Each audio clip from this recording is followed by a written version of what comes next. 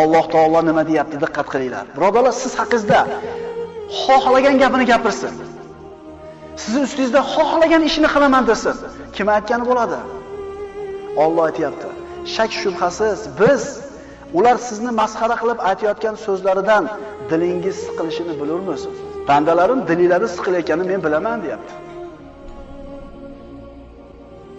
Muhammad alayhisalom haqida shunaqa gap gapirilgan. Ey Muhammad alayhisalom, bularni gapirayotgan gapidan qilayotgan ishidan sizni dilingiz siqilayotganligini men bilaman, deyapti. Endi nima qiling, deyapti. Xuddi shularga o'xshab borib gap qaytaring, ularga shu o'zlariga yarasha ish qiling yoki shu fe'liga yarasha fe'l qiling dedimi? Nima deyapti? Voy parvo qilmang, deyapti. Oyat davomini o'qiymiz. Shak shubhasiz biz sizni ular masxara qilib aytayotgan so'zlarini eshitib siqilayotganligingizni bilamiz biz, deyapti. Bas siz Parvardigoringizga hamda aytish bilan u zotni